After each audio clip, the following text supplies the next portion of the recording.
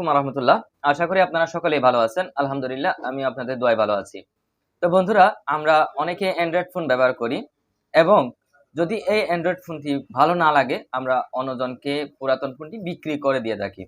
তবে এই Android phone চালানোর জন্য আমাদের একটি জিমেইল আইডি লাগে। জিমেইল আইডির প্রয়োজন হয়। যখন আমরা অন্য কাউকে আমার মোবাইলটি হস্তান্তর করে দিই বা বিক্রি করে দিই, সেক্ষেত্রে আমার জিমেইল আইডিটি আমার সেই মোবাইল থেকে রিমুভ করে দিতে হয় বা সরিয়ে দিতে হয়। তা আমরা অনেকেই জানি না এখনো কিভাবে আমার সেই পুরাতন মোবাইলটি থেকে জিমেইল আইডিটি সরিয়ে দিতে হয়।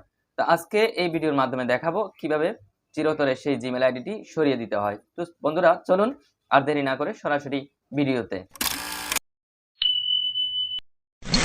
জিমেইল আইডি রিমুভ করার জন্য বেশ কিছু কাজ করা লাগবে না, অল্প কিছু কাজ করলেই এনাফ।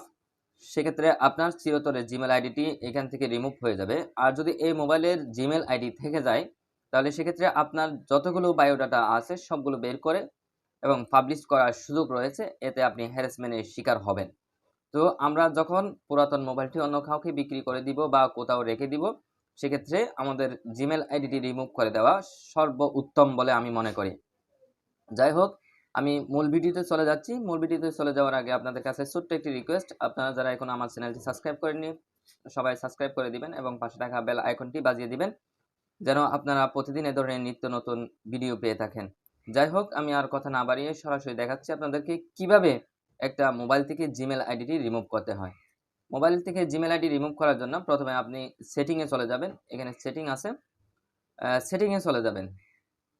সেটিংয়ে যাওয়ার পরে আপনি ধরনের একটি অ্যাকাউন্ট নামে কিছু দেখতে পাবেন। এই যে অ্যাকাউন্ট যেটা আছে ওইটাতে আপনি ক্লিক করবেন। ক্লিক করার পরে আপনার মোবাইলে যতগুলো অনলাইন প্ল্যাটফর্ম ইনস্টল করা রয়েছে এবং অ্যাক্টিভ করা রয়েছে সমস্ত কিছু এখানে দেখা যাচ্ছে। আচ্ছা, যাই হোক, আপনি কিভাবে এখান থেকে জিমেইল আইডিটি রিমুভ করবেন?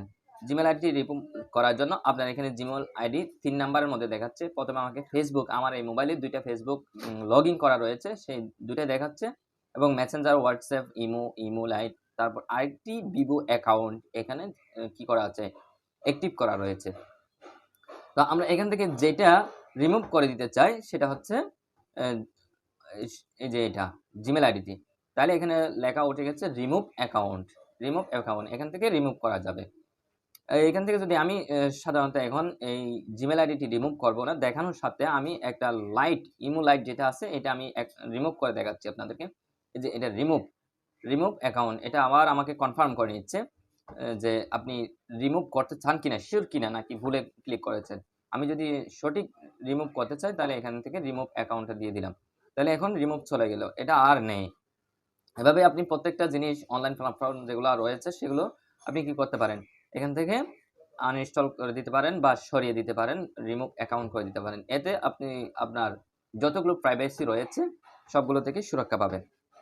তো আশা করি আপনারা সকলেই বুঝতে পেরেছেন। ধন্যবাদ সবাইকে, যারা দেখেছেন শেষ পর্যন্ত সবাইকে অত্যন্ত বেশি ধন্যবাদ জানাচ্ছি এবং যারা এখনো দেখার পরেও আমার চ্যানেলটি সাবস্ক্রাইব করেননি তবে আমার চ্যানেলটি সাবস্ক্রাইব করে দিবেন।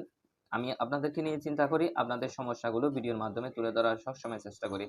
ধন্যবাদ। আসসালামু আলাইকুম ওয়া রাহমাতুল্লাহ।